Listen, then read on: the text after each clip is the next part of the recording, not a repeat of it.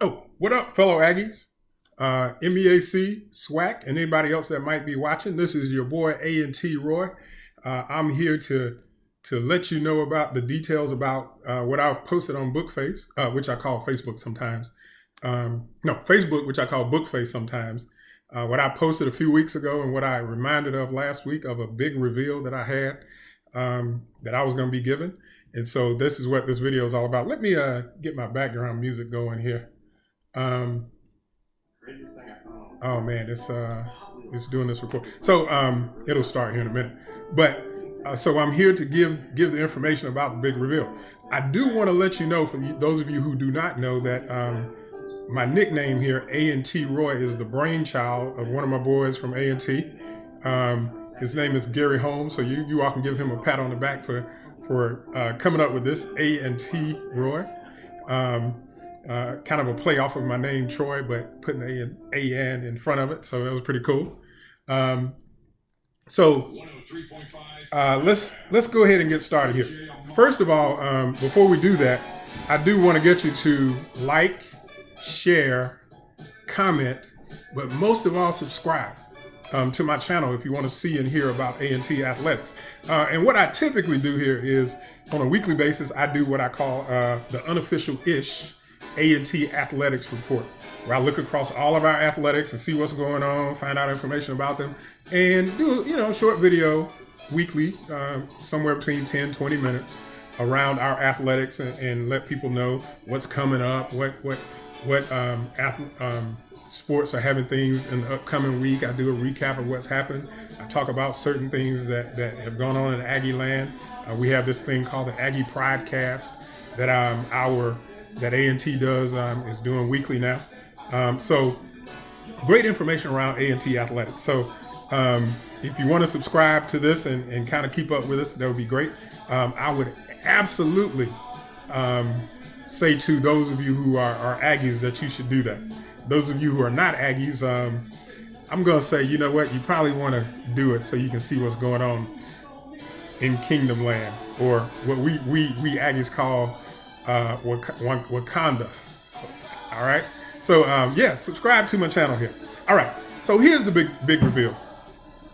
It is absolutely ridiculous what's going on with our football team in relation to 2, 3, and 4-star football players. So I'm going to give you some details about that here in a minute. But I want to tell you, I am floored, and it's growing and it's continuing. And so I'm going to give you some details on that. But now, before I do that, I do want to do this. Some people say, well, stars don't mean anything. If you go and look in the NFL, you'll see a lot of kids or a lot of players in there were not starred, or they weren't highly rated, and that kind of thing. I agree with that. I agree that a lot of folks end up making it to the league who were not starred or highly rated. Now, I'm not going to say it doesn't mean anything. It does mean something. It's an indicator. It's just another indicator of some people and organizations that have done some analysis around these players' size, strength, speed, agility, performance on the field, and they've given them some kind of rating. It's a rating system. Doesn't necessarily mean the future is going to happen that way. Matter of fact, there are 3 primary ones. Probably the biggest one that most people follow, and when you see these ratings go out, is 24/7. You see the FBS programs every year, signing day, they rate the classes. Guess what they rate them on? Star ratings.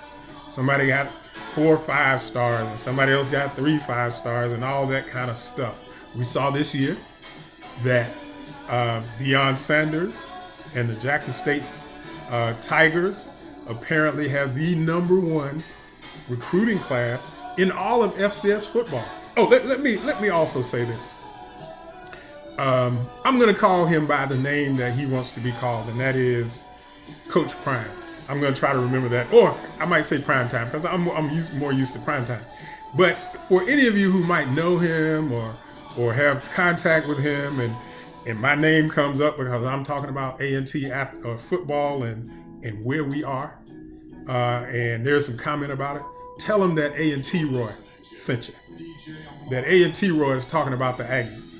And I want him to call me by that, and I'll call him by Coach Prime or Prime Time. All right? So please do that for me. So, people talk about the ratings. Oh, no, you got to be careful. I agree with that because here's the reality.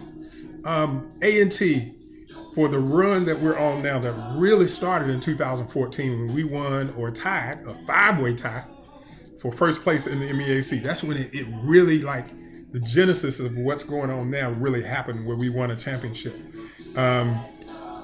Since 2014, I don't even know how many we had, but we had very few. I know in 17, we probably had 7 or 8, 2, 3, or 4-star players, right? When I give you these numbers, I think you're gonna trip.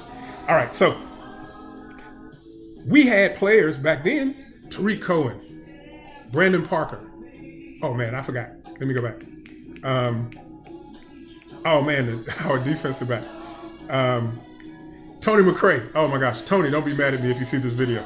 I went to Pinecrest. I'm a little mad at you in Scotland County, but Tony McCray, Tariq Cohen, Brandon Parker, Daryl Johnson.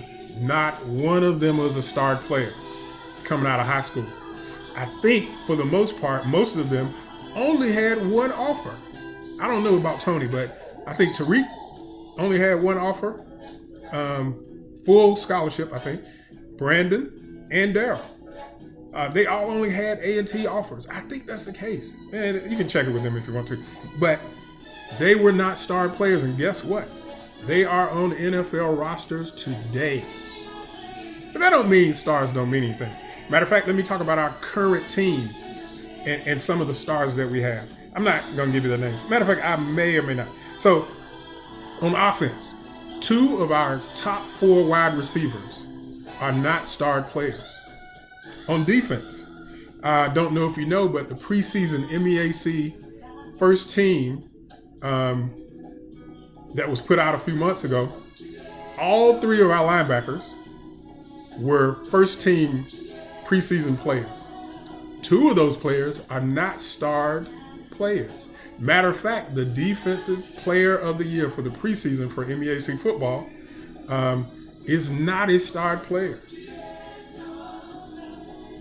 One of our defensive ends, who tied for the most number of sacks last year, I think it was 7.5, is not a starred player. So yeah, stars don't necessarily mean that you can't be a great player. A lot of things could have happened. You might not have gone to the camps where, these folks go and look to see who's there and then give them the ratings. You could have gotten hurt. All kinds of things. Somebody didn't like it. Right? So, but it's important. So now, here we go. Here's the big reveal. Now, before I do that, let me do this. So a few years ago, I started keeping up with, as I saw these things start to happen, I decided I was going to keep up with the players that we bring in and the ones that leave and all that kind of stuff. So I created an Excel file. If you all know me, for those that know me, I'm an Excel kind of guy in terms of data and numbers and all that kind of stuff. Matter of fact, it's a little bit of my background, computer science and some of the work that I do in the man job. I say the man job because I work for somebody, but I also do some other my own stuff.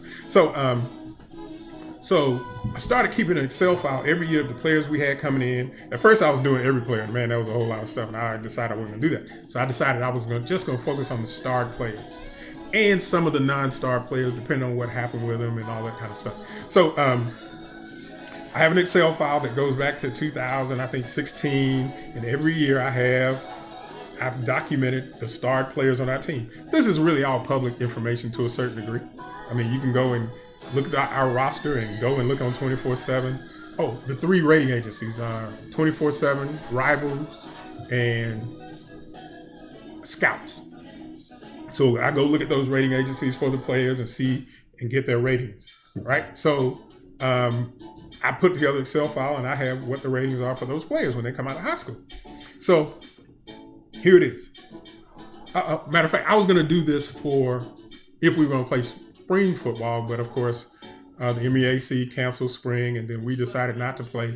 So I'm not giving you spring. I'm getting ready to tell you what we currently, that I know of, have on our roster, because I've been to practices, I've seen signings, I've asked people who's there, those kinds of things, and who they are and that kind of stuff. So that's how I get my information, right? So as it stands right now, and I'm going to update this, and I guess I'll call it Big Reveal 2 or Big Reveal Update. Maybe I'll call it that. I don't know. We'll see. So as it stands right now, when we play football in the fall, and I expect we will, I expect all our kids will have vaccinations, and many of the kids in other programs around the country will have vaccinations, and we won't be so concerned about kids getting the virus and getting sick and or dying. So I expect we're going to play in the fall. Cross my fingers, all that stuff. Matter of fact, I'm about to lose my mind not having Aggie football, right? Keep watching highlights over and over, some of the games over and over. Look at who's on the field, what players, all that kind of stuff. All right, so as it stands for what I know right now, in the fall of 2021, how about this? 42, I said 42 starred players, either 2, 3, or 4 star players are going to be on our football team. It is ridiculous. And I'm going to use a word I like to show, ridiculousness. Right? Nowhere, in no way have we ever had this many players on our team. Matter of fact, this will rival some mid-major programs and it's teetering on lower level or not as high as rated FBS Power 5 schools. It's getting there, right? So, and this is especially important and ridiculous related to HBCUs. Just 2 or 3 years ago, when somebody got a 3-star, 1 or 2 3-stars, I said this on Facebook, 1 or 2 3-stars, it was, oh my gosh, they got this big time recruit. Man, we got 42. Most of them, and I'm going to tell you, are former 3-star players. Some straight out of high school, some transferred from other programs, Power 5 and other FBS programs. I think it's probably 7 or 8 from Power 5 programs. Some are going to argue, well, why'd they transfer? Man, it's all kind of stuff. Some of these kids get these programs and they just don't feel comfortable. They get to the programs, coaches change. They get to the programs, other players come in that might be better than them, and they see the writing on the wall. They get to programs, and we had a kid a few years ago that transferred from Oklahoma. I think he was a 4-star. He transferred back home because I think his grandmother got sick. All kinds of reasons. Now, here's what's also important about that. Just because they transfer, it doesn't mean that they aren't as good as what their rating was when they were rated coming out of high school. Now, here's another thing. For those that transfer from FBS programs, what you might, or what I think is a reasonable expectation, is that they're going to be a very good FCS kind of player. Somebody thought they were good for FBS, right? So when they come down to the second level in Division I football, the expectation is that they should be pretty good, very good at that level, right? So that's kind of that dynamic that's going on. Yeah, somebody might argue, oh yeah, they didn't get any playing time, but that don't mean they're not going to be good in the FCS level. I was going to say HBCU level, but of course we, the Aggies, have, through much deliberation over about 4 or 5 years, decided that we're going to move from the MEAC to the Big South. So we're going to be playing the PWI schools, as well as some HBCUs. North Carolina Central, we got a 10-year agreement. We're probably going to play the school down in Jackson, Mississippi. I hope so. I want it so bad. We owe those folks down in Tallahassee. I don't know if we're gonna do the ones up there in Baltimore, but that one in Tallahassee, hey, we want you. Don't get it twisted, right? We want to shut up that little luck talk y'all keep having over these last couple of years, right? I'm gonna show you who's the king, right? All right, so yeah, people argue around stars, but I think they're great. So I'm almost finished here. Here's another important number. It was gonna happen in the spring, but Well, some of this is going to happen in spring if we played, but since we're not playing in spring, I'm going to tell you about what's going to happen in the fall. So in the fall, we're going to have, how about this number? 26 brand new 2, 3, and 4-star players on our team that we did not have the last time we played football in the Celebration Bowl in December of 2019. 26. That's as of today.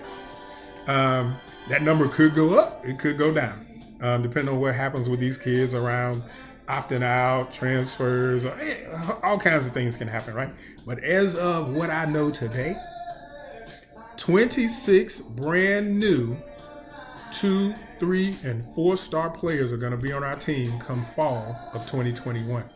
I'm going to tell you that 8 of those 26 will be defensive linemen. Here's why I say that.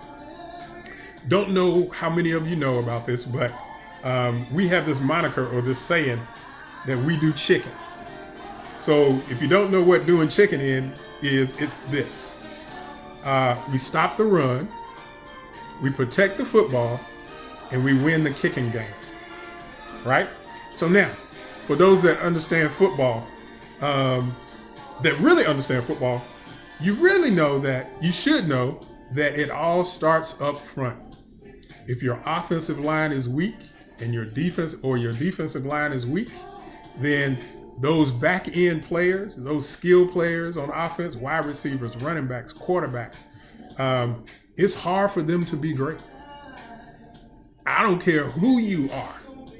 If those things are not, if your front line or your offensive line or your trench folks are not very good, it's hard to be good as a skilled player. On the defensive side, if your defensive line is not great, your linebackers cannot float.